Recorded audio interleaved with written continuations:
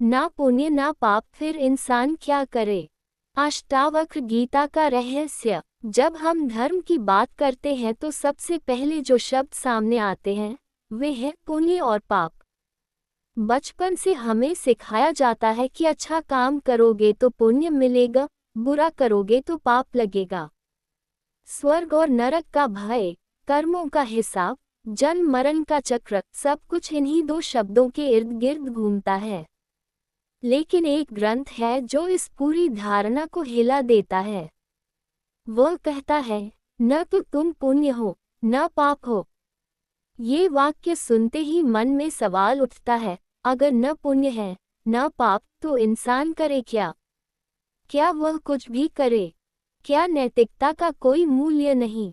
यही है अष्टावक्र गीता का गूढ़ रहस्य। एक, अष्टावक्र गीता का दृष्टिकोण। अष्टावक्र गीता में महर्षि अष्टावक्र राजा जनक से कहते हैं, तुम न कर्ता हो न भोक्ता, तुम शुद्ध चैतन्य हो, साक्षी हो। यहाँ सबसे बड़ा परिवर्तन यह है कि यह ग्रंथ तुम्हें शरीर या मन के रूप में नहीं बल्कि शुद्ध आत्मा के रूप में पहचान देता है।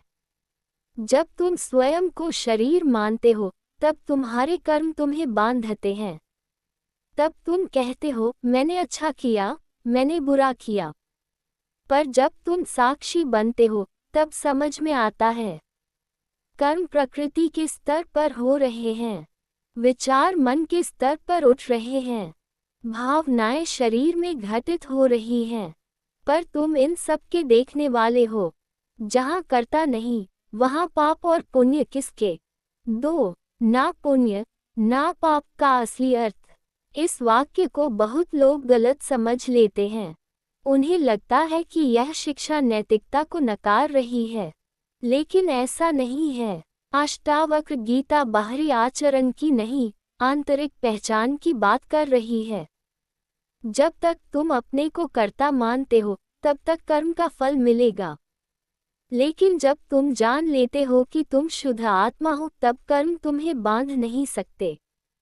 इसका अर्थ यह नहीं कि तुम कुछ भी कर सकते हो, बल्कि इसका अर्थ यह है कि जब तुम सच्ची चेतना में जागते हो तब गलत करने की इच्छा ही समाप्त हो जाती है।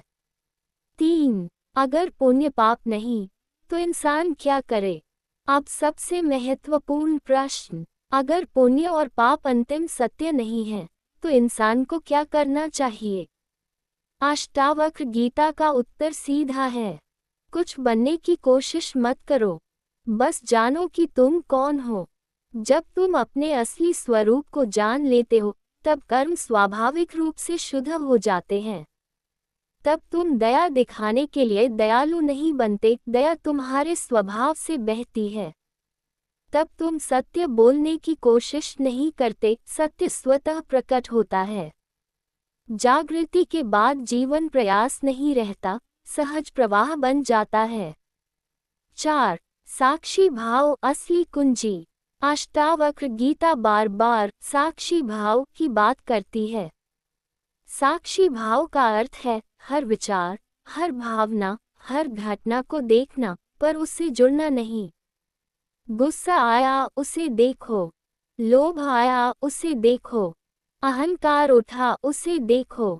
जब तुम देखने लगते हो तो धीरे धीरे पहचान बदलने लगती है। तुम मन नहीं हो, तुम शरीर नहीं हो, तुम अनुभव नहीं हो, तुम अनुभव के साक्षी हो, और साक्षी न पुण्य है न पाप। 5, क्या समाज के नियम गलत हैं? नहीं, समाज के नियम आवश्यक हैं। जब तक व्यक्ति आत्मज्ञान में स्थिर नहीं है तब तक नैतिकता जरूरी है। पुण्य पाप की अवधारणा मनुष्य को अनुशासित रखने का साधन है, लेकिन अष्टावक्र गीता अंतिम सत्य की बात करती है, जहाँ आत्मा अकर्ता है, अभोक्ता है, निरपेक्ष है। ये शिक्षा उन लोगों के लिए है जो सत्य को जानने के लिए तैयार हैं। ये साधारण नैतिक उपदेश नहीं बल्कि अद्वैत का शिखर है। 6, कर्म करो या छोड़ दो। अष्टावक्र गीता कर्म छोड़ने की बात नहीं करती, वह कर्तापन छोड़ने की बात करती है। तुम काम करो पर भीतर यह जानो, मैं नहीं, प्रकृति कर रही है। तुम बोलो, पर जानो, वाणी प्रकट हो रही है, मैं साक्षी हूँ। जब ये समझ पक्की हो जाती है, तब कर्म बंधन नहीं बनते। 7.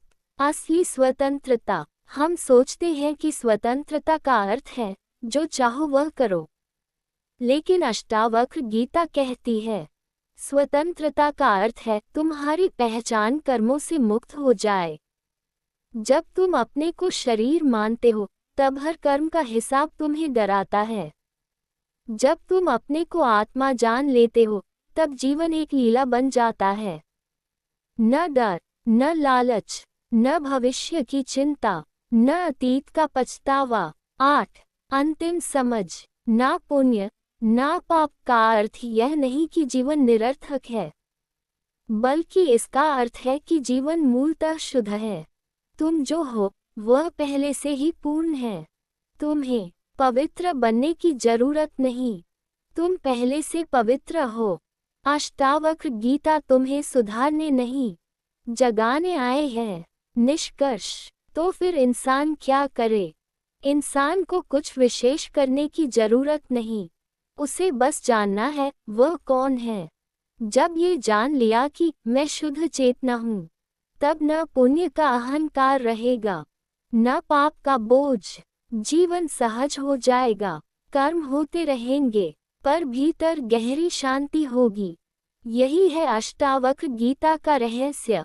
तुम न करता हो, न भोगता, तुम शुद्ध साक्षी हो, और जहाँ साक्षी है, वहाँ न पुण्य है, न पाप, वहाँ केवल शुद्ध अस्तित्व है।